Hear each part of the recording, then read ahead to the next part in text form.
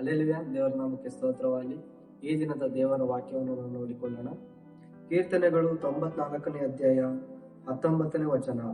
ನನ್ನಲ್ಲಿ ಅನೇಕ ಚಿಂತೆಗಳಿರುವಾಗ ನಿನ್ನ ಸಂತೈಸುವಿಕೆಯಿಂದಲೇ ನನ್ನ ಪ್ರಾಣಕ್ಕೆ ಸಂತೋಷ ಉಂಟಾಗುತ್ತದೆ. ಅಲ್ಲೆಲುಯ್ಯ. ದೇವರ ನಾಮಕ್ಕೆ ಸ್ತೋತ್ರವಾಗಿ ಈ ವಾಕ್ಯದ ಅರ್ಥ ನಾವು ನೋಡಿಕೊಳ್ಳುವುದಾದರೆ, ನಮ್ಮ ಚಿಂತಾ ಭಾರವನ್ನೆಲ್ಲ ನಾವು ಮನುಷ್ಯನ ಮೇಲೆ ಹಾಕದೆ ನಮ್ಮ ಚಿಂತಾ ಭಾರವನ್ನೆಲ್ಲ ನಾವು ದೇವರ ಮೇಲೆ ಹಾಕಬೇಕು.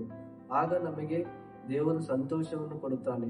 ನಾವು ಈ ಲೋಕದಲ್ಲಿ ನೋಡುವುದಾದರೆ ನಮ್ಮ ಚಿಂತೆಗಳು ಇನ್ನೊಬ್ಬರ ಹತ್ತಿರ ನಾವು ಹಂಚಿಕೊಳ್ಳುವಾಗ ನಮಗೆ ಸಮಾಧಾನ ಇರುವುದಿಲ್ಲ ಮತ್ತು ನಮಗೆ ಅಷ್ಟೊಂದು ಸಂತೋಷ ಇರುವುದಿಲ್ಲ. ಆದರೆ ನಾವು ನಮ್ಮ ಎಲ್ಲ ಚಿಂತ ಭಾರವನ್ನೆಲ್ಲ ನಾವು ದೇವರ ಮೇಲೆ ಹಾಕಿದಾಗ ನಮಗೆ ದೇವರು ಸಂತೃಪ್ತಿಯಾಗಿ ನಮಗೆ ಎಲ್ಲ ಸಮಯದಲ್ಲೂ ಸಂತೋಷವನ್ನು ಕೊಡುವವರಾಗಿದ್ದಾರೆ.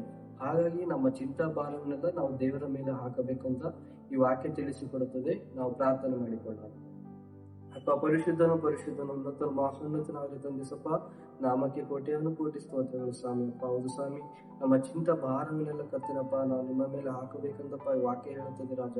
ಆಗ ಮಾತ್ರ ಸ್ವಾಮಿ ನಾವು ಸಂತೋಷದಿಂದ ಕರ್ತನೆ ನಿನ್ನಲ್ಲಿ ಇರೋದಕ್ಕೆ ಸಾಧ್ಯವಾಗುತ್ತಂತಪ್ಪ. ಎಲ್ಲ ಪ್ರಾರ್ಥನೆಯನ್ನು ಸ್ವಾಮಿ, ವಾಕ್ಯವನ್ನು ಸ್ವಾಮಿ ಸಂಪೂರ್ಣವಾದ ನಿಮ್ಮ ಕಾರ್ಯಗಳನ್ನು ಒಪ್ಪಿಸುತ್ತಾ ತಂದೆ, ಮಗ, ಪವಿತ್ರಾತ್ಮ ಬೇಡುವಂದು ಕೊಳ್ತೆ ಜೀವನ ತಂದೆ. ಆಮೇಲೆ